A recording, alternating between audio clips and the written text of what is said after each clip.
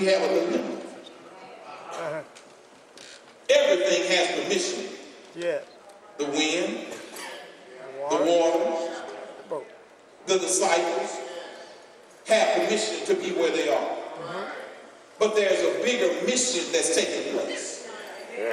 And because the mission is that they need to get to the other side, because there's some folks on the other side that need to be healed. Hello, somebody. I'm here to say to you, no matter who gets in your way, no matter what gets in your way, I'm here to say to you that when you're on your mission, there's some things that will not have permission to be in your way. And you have to be willing to move forward. The disciples could have turned around and they could have went back in the other direction, but the disciples did not turn around. They kept pushing forward.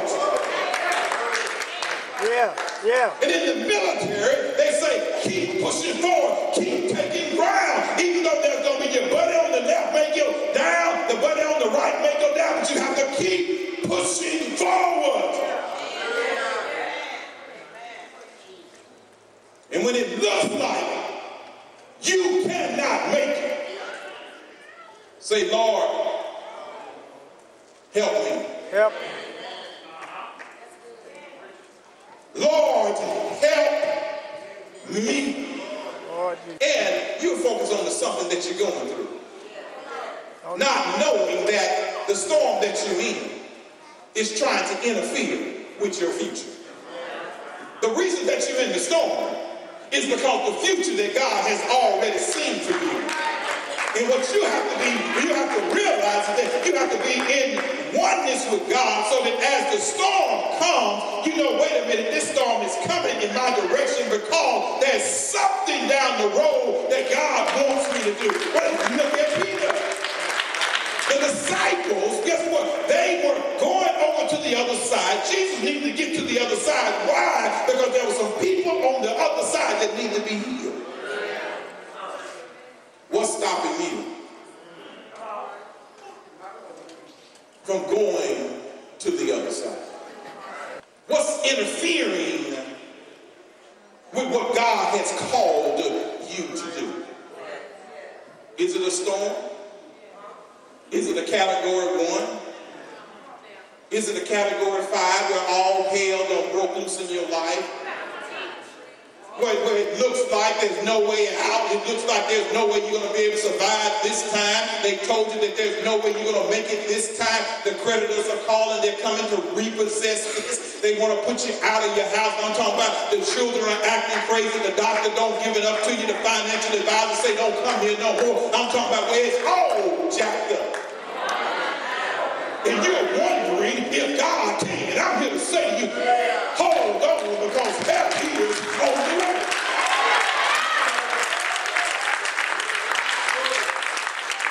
Because what we do is we try to do it ourselves. I'm here to say to you, sometimes you got to sit down and let God do what He's going to do. You got to sit down and let the Lord be who He's going to be. God has the power to rescue you out of your situation. Well, let me give you some examples of how God has the power. There was a woman who had an issue of blood. All of her friends told her, guess what? Don't go fooling with those folks. Don't go pushing up through the crowd. Don't go breaking protocol. But because she wanted to be healed, because her faith was strong enough, she was willing to push through protocol, push through tradition, and be healed. And I'm here to say to you, some of you have to be willing to break protocol in order to get what God has in store for you.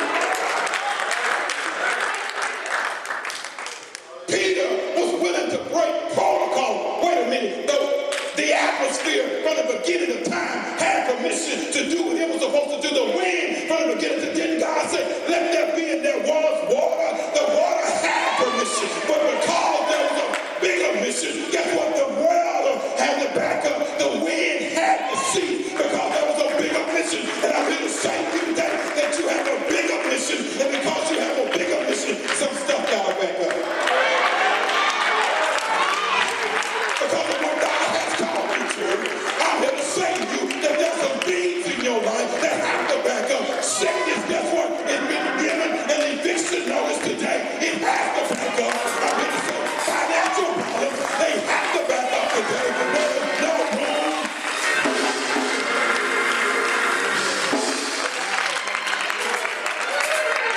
I'm here to say to you today that because the situation looks the way it looks, God is gathering an audience. Hello, somebody. You know that when he performs a miracle, there has to be an audience to see the miracle that has been performed. I'm here to say